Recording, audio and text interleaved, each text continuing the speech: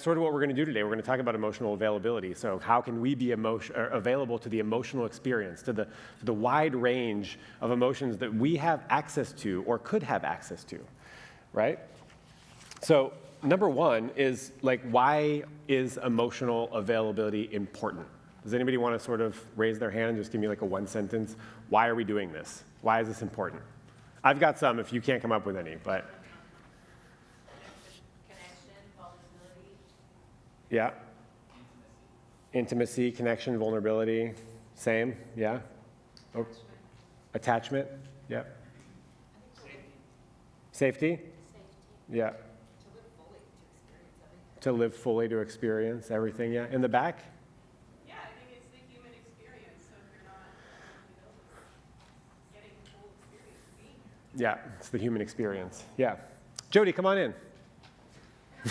Good morning. Dr. Jody Carrington, everybody. Woo!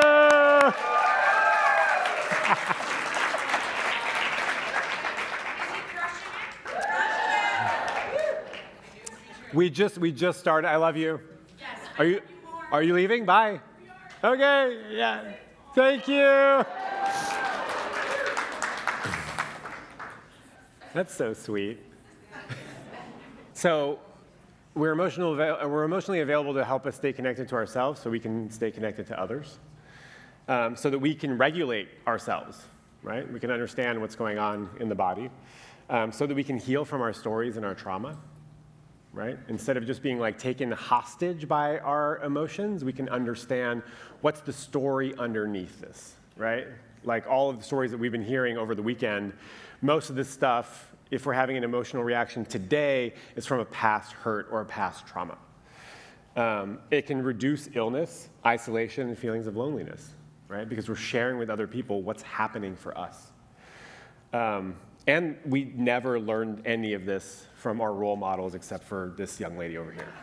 Yeah. So we are actually practicing on each other, which is wild, right? This is one of the few things in life where we don't have the education and we sort of practice with people, and hopefully, we repair the relationships that we hurt as we sort of bumble through this stuff.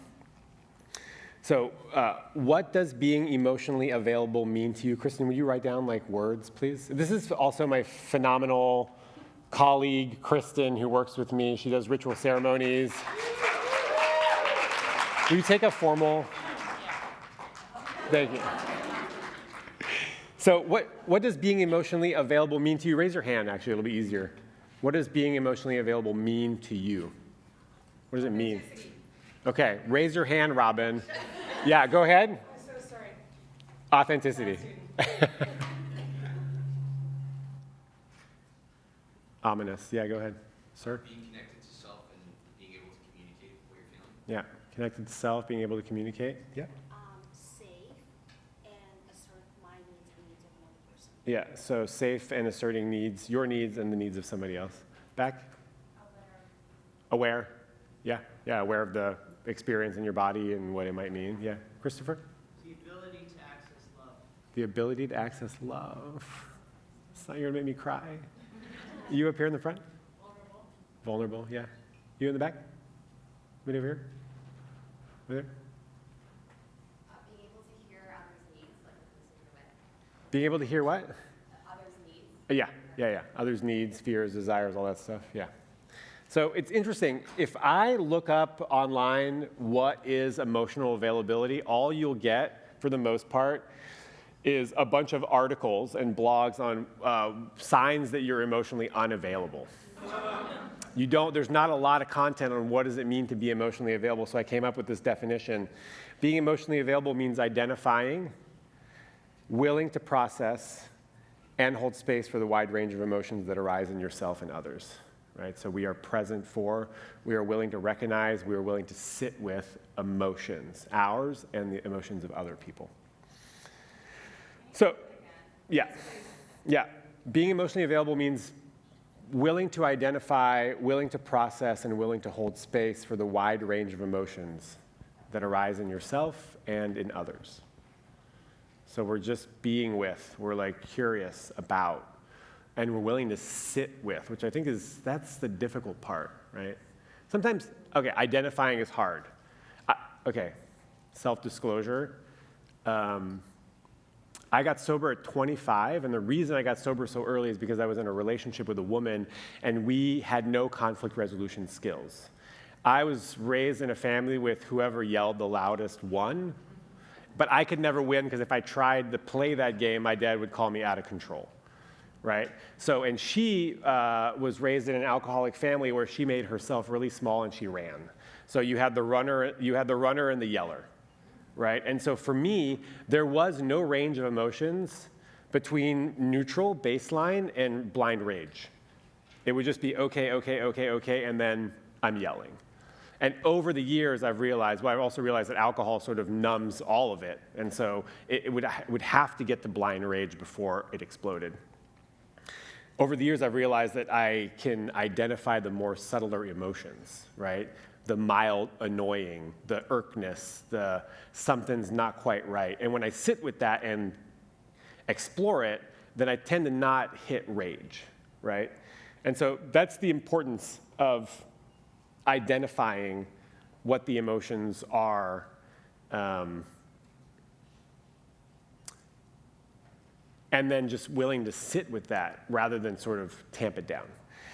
So there's no real definition of emotional availability. There's a lot of articles on how to identify people who are emotionally unavailable. I want to identify how can we assess emotional availability in others, right? Because, yeah, I think we're good for now. Because in relationships, we want safety, right? We want safety so that we can heal these stories and that we can heal these traumas, right? And we can't do that with people who are unsafe, right? We can't open up to people who are going to use our emotional disclosures against us. So we need to identify people who are emotionally available. Actually, Kristen, I need you back up here. So I have a list of, we could have it on this side, please, if you don't mind. How can we assess emotional availability in people? So raise your hand. How do we know if someone is emotionally available? Yeah. Eye contact. Ooh. Eye contact. Yeah, sir, go ahead. Part of what she's saying too, body language. Just reading somebody's body language. Body language, yeah. The lawyer, yep. Yeah. Someone who's willing to have emotionally difficult and messy conversations. Yeah, nice. Yeah. Someone who's accountability, somebody who's willing to have difficult conversations. Yeah, back there. When emotions are brought to the table, it's like, are they recoiling or are they like getting curious and asking the question? Yeah. Do they recoil from challenging emotions? Vanessa? Emotional vernacular is important to me. Yeah. So. I pay attention to the way somebody speaks, what language they use, and are they, somebody said accountability, like are they always the victim? Are they blaming everybody for everything? Or are they like, oh, I was feeling X, Y, and Z, and this is when I X, Y, and Z, right? So vernacular and again, accountability. Yeah, I like emotional vernacular. That's cool. One more? Yeah. Willing to talk about feelings. Willing to talk about feelings. Yeah, able to talk about feelings. Yeah, actually, there was one. Is that Hannah? Yeah. Hannah? Is that? Jess. Sorry. I took a risk there and it didn't pay off. Are they able to hold space for emotions and not have to fix or find a solution? Or Yeah. Can they hold space without fixing or minimizing? Yeah, go ahead. they listen? Huh? Listen. Oh, they listen. Yeah, they're actually listening, not waiting for their turn to talk. Yeah, so here's some other ways that you can sort of like ninja this without asking someone like, hey, are you emotionally available?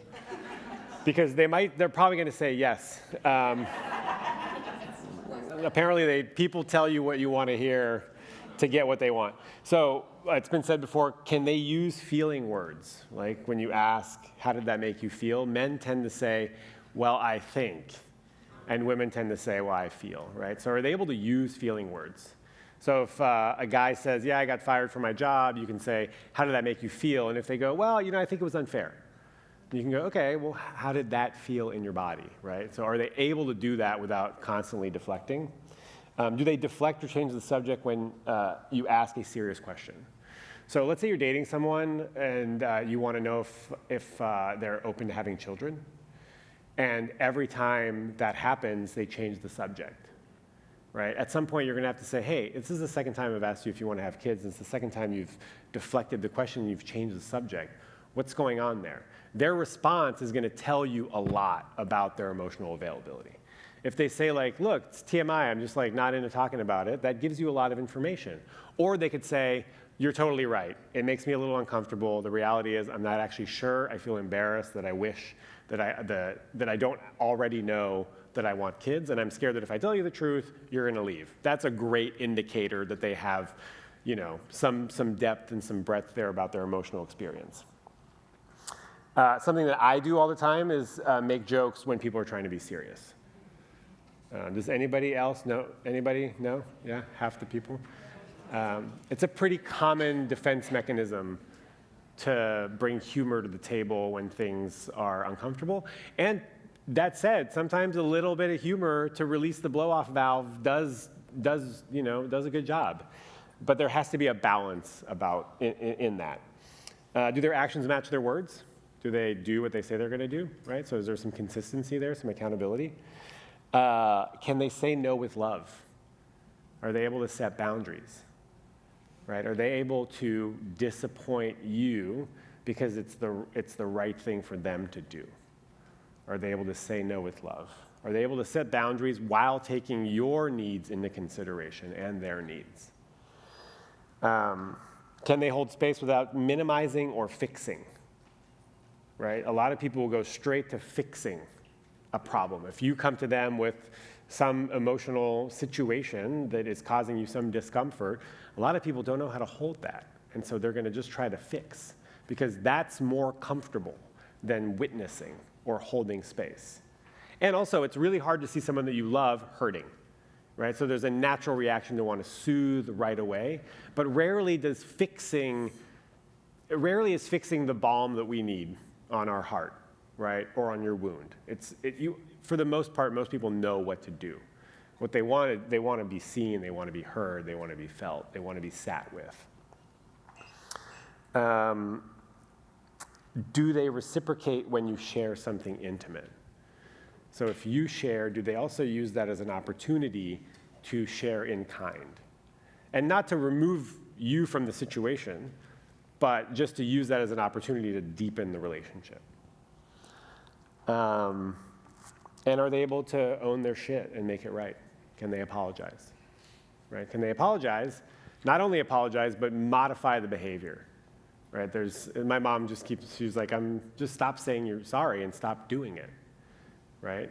And so can we make behavior modifications? Can we attune to our partners? So this list is it's an ideal, it's a nice to have, but most people won't be able to accomplish all of this at all times, and that's okay. I think we also need to realize that there are a lot of situations in life in which situationally you will be emotionally unavailable because you've had a rough day, because you found out that your grandpa died, because you're moving, because whatever the situation is. So it's more of a spectrum, and it's not an on and off, right? There are some times when you just don't feel emotionally available, and that's totally fine.